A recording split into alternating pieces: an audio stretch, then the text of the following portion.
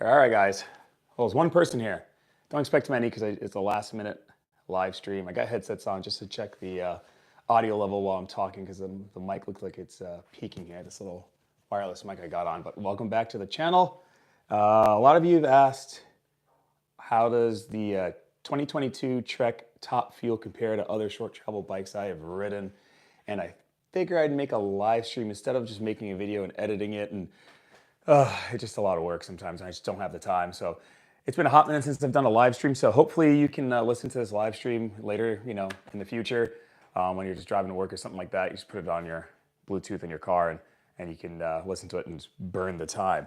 But it looks like we got 2 people tuned in. So hello, welcome. 3 people. All right, but I'm just gonna jump right into it because I don't want this video to be like an hour or 2 hours long. So the category of bikes we're talking about are short travel trail bikes. I guess they call them downcountry bikes now. I don't know. It's just a short travel trail bike. And Trek has come out with a new one, the Top Fuel, which is 120 millimeters front and back. And it used to be their XC race bike or full suspension XC race bike, but that's gone away and it's become this behind me, this short travel little ripper of a bike. Really cool, stoked to be riding it. This one might be for sale actually soon, so hit me up if you're interested in one because I got my carbon one coming hopefully soon, and just to lighten it up, and yeah, we'll talk about that later though. All right, so category bikes, like I was saying, is short travel trail bikes. Who rides these bikes? People like me who live in a place where the terrain is not that rowdy, and I actually like to feel the trail underneath me. Yeah, you can go to a hardtail route, and that's cool, but sometimes you just want a little squish in the back just to save the spine. As I'm getting a little older, it's a little more unbearable to ride the hardtail over any kind of rocks. I'm getting old. But I broke it down in a couple categories just to streamline everything. Wrote it on a piece of paper here, so bear with me. I'm gonna be looking down a lot just reading, so I won't miss anything. We're gonna talk about a bunch of bikes here. So Trek Top Fuel, I've ridden with the Ibis Ripley, Santa Cruz Tallboy, Specialized Epic Evo, and even that I think fits in this category is the new Specialized, the one without the horse link. Other bikes I would like to ride, so we could probably talk about at the end, are the Pivot Trail 429, the new one. Nice lightweight, nice and efficient, and the Evil Following, not so light. Kind of feels probably like this bike, weighing almost 30 pounds. But we'll get into the bike size, the geo of all the bikes, how much they weigh roughly, the kinematics of the bikes, how they pedal, like the pedal efficiency, and the bottom out support. Can you really huck these things to flat? If anyone's making comments in the chat, I don't have it turned on, so I can't see it. I did it on purpose so I wouldn't be reading them, but there will be there in the future video when you watch it back. And at the end, I'll turn them back on so I can actually read them. What else was I talking about? Oh, yeah. Overall feel of the bike, how does it fit? Actually, did I say that? Yeah, the bike size and the geo. So how it fits, overall feel of the bike, just how it rides, and who I suggest or who I think this bike is for, each bike. So this fuel, Top Fuel, or the Tallboy, or whatever, etc. But we'll get right into it, guys. So jumping into the Trek Top Fuel, if you saw my review, I can't really leave a link in the description, but it's the video before this. I haven't put out many videos, so it's not hard to find it. Just the one right before this video. We'll just talk about the Top Fuel. The bike sizing and geo, this is where I really like the Top Fuel. Has a medium large frame size. So me being the average size person, 5'10", I think Trek figured out that if they make a medium large, it's gonna sell, because I'm 5'10", 170-ish pounds, not like it matters, but this frame fits me perfectly. It's got the appropriate geo, I think, for what the terrain I ride and how I ride. It's a 76-ish low setting seat tube and a 66 head tube angle. Top tube's like the 6 something. You can always look it up. I'll leave all the links in the description below, or leave a link in the description below of all the bikes. But it just fits perfect. Chainstay's not too long, not too short, so it doesn't feel sketchy on long extended descents. But man, medium large, what a concept. Because I always go back and forth on the bikes. For example, the Stumpjumper Evo I had the medium, or S3, they call it. I sold it, now I got an S4. feels a little big. S3 just felt a little bit small. So if other manufacturers came up with like a medium large frame, man, be great. So bike size, Geo for the Tallboy, thumbs up. Weight, well, I have the Trek Top Fuel 8 behind me. That's the aluminum build, like their higher end aluminum build with XT mixture of XT and SLX parts. So it's not the lightest bike. This one's probably weighing, I think it's stock, it's like 31.5 pounds without pedals, tubeless.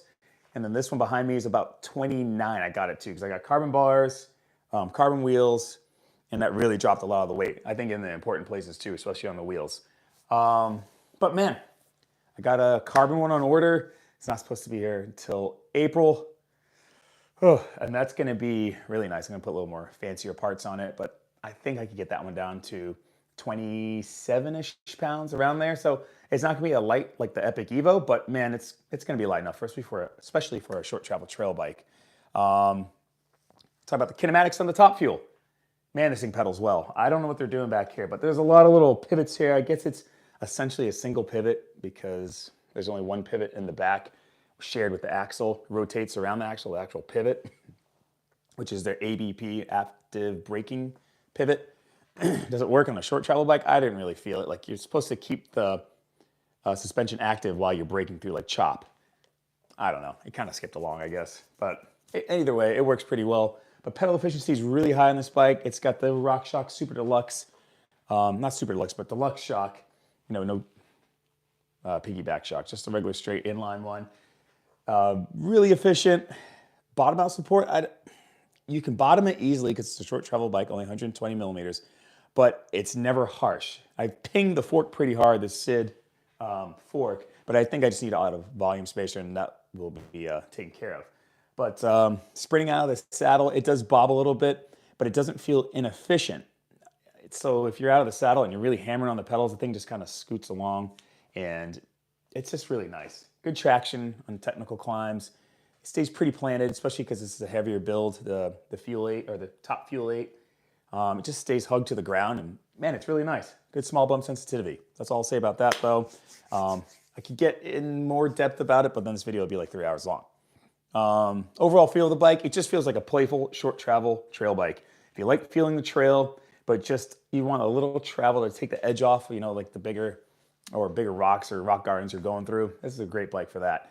Pedals really well through technical terrain. It scoots to the top. The geometry is super comfortable.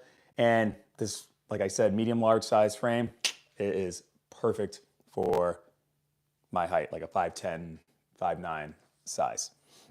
So who is this bike for? It is for the type of rider. We'll talk about at least terrain and riding style. So the type of terrain I see this bike really doing well is to kind of undulating terrain.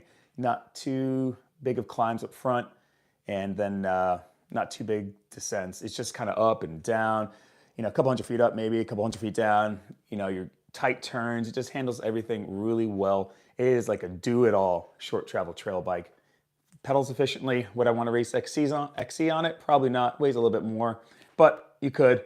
And I could see it being just like my one bike. If I wasn't going to bike parks every day, which I don't, the single rip, it's a great bike, especially if you put a 130 fork on it. I think if you put a pike on this thing at 130 millimeters of travel, it'll do really well and more or different kinds of terrain. So if you live somewhere like out west where you got a little more extended, rockier descents, put a 130 fork on it, single rip, but it will slacken everything out. So it'll slacken the seat tube angle out and the head tube angle, probably by 0.4, 0.5 degrees.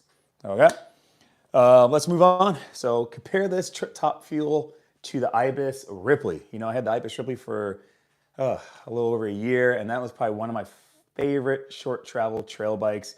It's pretty light. I think I had my build down to 27, 28 pounds. It's a 130, 120 bike, pretty much similar suspension, but man, that DW link Ibis has created is this magic, especially on the climbs.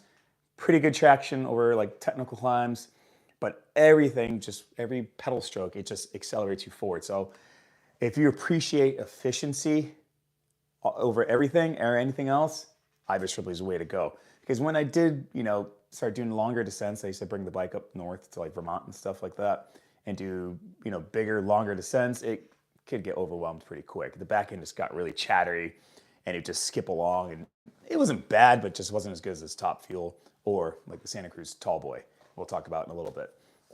But the Ibis Ripley, it's just the geo on it.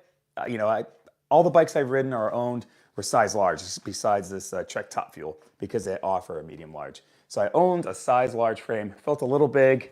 I had to bring that, put a little 40 millimeter stem on it to make it fit. Probably can even go to 35, but then that kind of pushes your weight backwards. You don't feel centered in the bike as well as this. This has got a 45 mil stem stock, fits perfect for my gorilla arms. So the reason why I really go to large frames is because my arms are so long, and I have long legs and I think a shorter torso. So a large frame just fits me a little bit better. I feel cramped on a medium in most brands.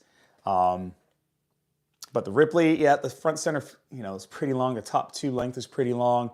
And you guys, you can look up all the geo figures. I'll leave them the link in the description below.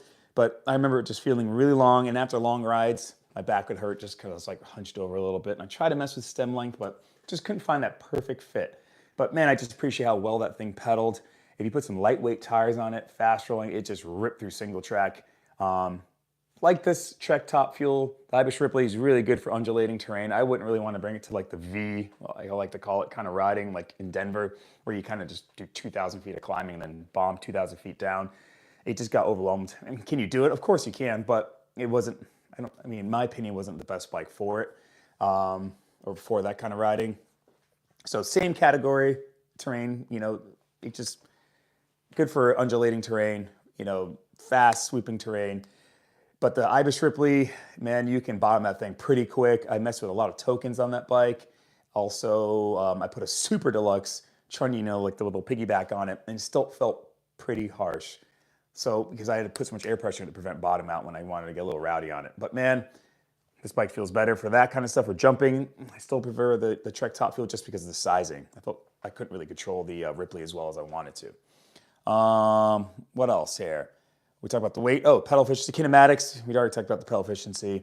Bottom out support on it, on the Ibis Ripley, it was okay. You just got to load up your shock with a bunch of bands. But the overall feel of the bike is just a fast, efficient bike. If you appreciate just the pedal efficiency, it felt like an XC race bike. I bet you if you put some lightweight parts on like these carbon Revol wheels, and stay tuned, I am going to do a review on these wheels, and stuff like that, and like a SID fork, you probably get it down to 25 pounds, like a 120 fork, and it would steepen everything up and just make you in like that attack mode. I bet you'd be great for XC riding because it is a pretty light frame. So for the person who really appreciates pedal efficiency, who this bike for, I should say, it's for the type of rider who just wants to pedal. You want to do long miles in the saddle, and you're not really doing anything crazy like drops or jumps. Great bike for that. But we'll move right along. Santa Cruz Tallboy. So this is a different side of the spectrum of the short travel trail bike. So bike size on the Santa Cruz Tallboy is very similar geo to the Ibis Ripley. Very, close. It's got, I believe, like a little over 76 degree seat tube angle and about a 66, 65 and a half. I think 65 and a half head tube angle. Kind of along, the top tube's not as long because it had a little steeper seat tube angle than the Ibis Ripley. So the bike actually didn't feel too big. It felt a little on the large side, but definitely manageable. But it just felt like I was lugging a lot of bike around. It feels exactly the same, pedaling wise, almost just a little bit better. I should say a little bit. Yeah, it's a little bit better than pedaling like a high tower or even the mega tower around. The Geo feels so similar. You had an adjustable chainstay on it if you want to make the chainstay longer by 10 mil. It had the beefy frame like the other bikes, the longer travel bikes. But I think it's for the type of rider who wants to feel the trail but wants a bike they get to smash into stuff still or hop over and not worry about like the bike snapping or anything like that. Because the Ibis Ripley does feel a little delicate. Not too bad. It's still beefy, but the Tallboy just is a whole nother level. It is beefed out. That was the carbon frame one I rode. It's just a nice bike. Very stable. It actually feels pretty bottomless compared to all of the bikes. I mean, if I was living out west and I wanted a short travel bike like in Denver or something like that, I always refer to Denver because it's rocky climbs, rocky descents. I love it, especially the front range. The front range. It's just a nice bike just to handle the chunk. It's a sturdy bike. Not the most efficient climber. It's weird because I always thought VPP was a pretty efficient pedaling platform, but compared to these bikes, it has an it can't keep up. It just feels heavier, beefy, very sturdy. But if I was gonna do like more park stuff and I just had one bike and it was a short travel bike, I'd bring the Tallboy. It just can handle it.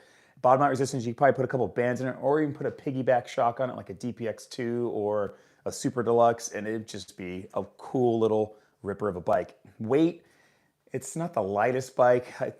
I think obviously it depends on what build you get, the CC frame, C frame, carbon wheels, yada, yada, yada. But I think you could probably get it down, leave in the comments below after the video, probably 26, 27 pounds, maybe 28. It's just not a very light frame. It's very beefy, like I said.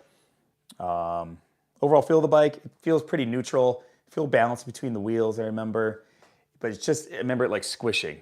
Pretty good on the technical climbs. When I used to climb on it and the rockier stuff, it was fine. But man, you could just really do drops, jumps, whatever. Anything that basically the high tower could do, the Tallboy could do, you might just feel a little bit more. So if you're the kind of rider who lives in that V area, like I was saying, like a mountain where you got to climb 2,000 feet, descend 2,000 feet, it's pretty chunky, but you just like to feel the terrain underneath you, Tallboy's a good candidate for you. Now we'll get into one of my favorite bikes from my local trails, the Epic Evo. It's just the Epic Evo. One thought comes to mind when I say Epic Evo is lightness. The frame is just very delicate. I did some pretty big drops on the Epic Evo and it handled it, didn't crack it, but man, it looks like it's gonna crack. It's just, the seat stays, their flex stays, they're very thin. Excuse me, got a cough here, just some water. But yeah, just very thin. So bike size and geo. This is probably the smallest feeling bike, size large frames, out of all of them. Even this medium large. The the large Epic Evo had a pretty slack seat tube angle, 74.5, 75 degrees. I can't remember, but like I said, I'll leave a link in the description below. But it just felt like I was, sitting back, which is kind of good on, undulating terrain because you don't want to be just all that pressure on your wrist when you have a steep seat tube angle. It's like your weight's pushed forward, and that's where the big climbs. If you live out like west, like I was saying, you just kind of go up, drop the seat, go down, get it down. Epic Evo though, man, it just feels so light. I rode it in like probably 50 something miles or whatever it was, 40 something miles in the Kingdom Trails. I know it's easy to get a lot of miles there in Vermont because it's just very smooth, but I did more technical stuff on it too. And it's just, God, it's just such a light bike that you just can just pedal it all day. You don't get wore out. You don't get fatigued from just moving mass. Is it the most efficient pedaler? It's not bad. I don't think it's as efficient as the Ripley, but just because the weight is so light, it kind of makes up for it. Because even like the cheaper builds, like my wife had, I think that thing was like 26, 25 pounds. And then I had mine at the expert level with different parts on it, a little lighter stuff. I had it down to like 23.5, 24 pounds. And it's just, you could just pick it up. It just felt so feather light. Reach on it and all that stuff, it's small. I think it's even smaller than this medium large Trek. So it felt fine for me. The sizing was pretty good. Top tube was kind of long because of that slack seat tube angle. Head tube angle is fine. It was like 66, I believe, degrees. So you can go down some pretty, decent steep terrain and not feel totally sketched out. Had a long chainstay, so it felt pretty stable at speed. But the kinematics of it, the pedal efficiency is not the highest. Ibis Ripley, like I said, goes to that. Bottom out support, it blows through the travel pretty quick. I think it's not a very progressive suspension. I mean, I guess you could put some bands in that little Sid Lux shock. I don't know, but it's not I wouldn't huck it to flat all the time. It doesn't feel like it's just jarring. Overall feel of the bike, just like I said, lightweight. Just, man, you could just pedal, sprint through the flats. Just, it felt so nice. And when you're jumping it almost felt kind of sketchy because it didn't feel stable because it was so light. So when you're in the air, it wouldn't track straight. It kind of, once you get used to it, it was fine, but just before you got used to it, you just like going sideways off a jump, it just send you like into the woods. Is kind of a weird feeling for a mountain bike. So who I suggest the Epic Evo for? It's definitely a great bike. If you're coming from a full XC rig, you like XC bikes, you might do XC racing, but you kind of want to dabble in trail riding, just a little more aggressive riding, Epic Evo is for you because it still feels on the spectrum. It's like not a trail bike. It's not an XC bike. It's kind of right in the middle, but even more in the middle, it's more towards the XC realm of riding. So great bike for you for that. Up and down terrain, just want to hammer, long miles, very, it's not very efficient pedaling platform, but it's efficient enough. I'm splitting hairs here, but all these bikes are really good pedalers. Be lucky to have any of them. Moving along, so I don't know, this bike just fits in because it's light and it's pretty capable. And that's the Stumpjumper, the new one, the new Specialized Stumpjumper, the one without the horse link, without the horse link pivot. Just like, it looks like basically a beefier Epic Evo, but with revised geometry. So this bike is really good. I probably would like it better than the Top Fuel if it had a medium large size. So the large is, in the bike shop, I go to Bike Barn, my local shop, it just feels extremely long, or S4. S3 feels fine when I'm always riding it locally for about 20 minutes. And then after, anything more than an hour or 10 miles of riding, I feel like the cockpit just shrinks and I feel like it gets a little bit smaller and cramped. So it's a great bike. I don't know where it fits into this category, but I don't know what I was trying to say. But it does, because it's so light, especially if you get a more expensive build or just you get an expert build and put some carbon hoops on it. I think you get it down to 26 pounds. But the Geo on the bike is more definitely on the trail bike spectrum. 76 degrees seat tube angle, 65 head tube angle, but just very quick bike, side to side, easy to ride. I just wish they had a better size for, the average size dude like me, 5'10". The weight of it, like I say, yeah, I think the expert one I rode with aluminum wheels weighed about 28 pounds. I don't remember exactly. It could be my review video, but easily get that down to 26 pounds. No, carbon bars, nice lightweight wheel set, and maybe like carbon cranks. If you really just be a weight weenie and just buy all expensive stuff, you get it down pretty low. Lightweight cassette, all that good stuff. Overall feel of the bike doesn't pedal as efficient as the Epic Evo. Obviously, it's a little more travel. It's a 140, 130 bike, but it feels light. It just pedals like other short travel bikes, like this category, the 120, 110 bikes. But definitely most capable bike. I don't know. Actually, the Tallboy might be a little bit more capable feeling because of the geometry and that stout frame. But this is pretty close. It's not very progressive of a bike, so if you can blow through the travel pretty quick, but man, there's a lot of pop on it. For a 130 bike, it's very agile, just easy to ride, very intuitive bike to ride. So if you're looking for, this is probably the best like one, just do it all trail bike kind of thing, especially for where I live, where you got to pedal a lot up and down terrain. But if you do go out west, it still could be fine. If you go to the bike park, you're not going too crazy or racing or going so fast, it'll be fine. So great bike for that. But bikes I would like to ride are the new Pivot Trail 429. That one looks really cool. It intrigues me. They dropped the weight considerably. Like the old model, like I tested, weighed like 32 pounds and it was carbon, or 31 pounds and it was carbon frame, which is kind of crazy for a 120 bike. And I don't think it is meant to be like a down country bike, but the new one looks like it could be nice and light. Travel numbers are about the same as these, but that'd be definitely, I'm gonna get my bike, a bike I would like to get my hands on to test, and also the Evo following. That's a heavy, stout frame, kind of reminds you of the Tallboy in that regards, but with steeper head tube angle. So I think it's gonna be quicker, and everyone says it's just a fun bike to ride, just kind of disappears underneath you, so people I spoke to. But with that said, guys, those are the kind of bikes, or those are the bikes I think I got all of them that I've ridden and how they compared to the Top Fuel. But just overall, if you ask like which one do you prefer out of all these bikes right now, I don't want to say this because it's the bike I have, but it's the Top Fuel. I really like it as an overall package. I mean, every time I want to go riding, I can grab my Stumpjumper Evo, or a hardtail or this. I always kind of gravitate towards this. It's just super easy to ride. Feels really durable. No creaks. I put a lot more miles on it since the review. No creaks. Nothing's crazy's happening. The only thing I do notice on the, which one is it? It's the other side. But on this seat stay right there, and even the chain stay, there's a whole lot of heel rub. I didn't realize, but the back for the boost spacing, it just spreads out really wide. So I catch myself with my heels barely rubbing on it, but I can see it on the paint. I mean, I could buff it off. It's just scuffs. So I put some car wax on it, but yeah, that's the only gripe with it, I guess. Everything else is really good. So I can't wait to try the carbon version. I know you don't really need the carbon version, but me being me, I'm going to go with the carbon version. Why not? But let's see. I could probably turn on the chat. I think it's on. I just don't see it. I got it off right now, guys, so stand by. But thanks for joining me today. I mean, I got 19 people. And I hope you enjoyed this. You could probably turn off the video right now if you're just driving into work. And you're going to listen to it like tomorrow or another time. But talk among yourselves. Let's see. Let's see if it works. I'm going to turn this volume down. 20 watching. Yeah, I don't know how to turn on the chat on.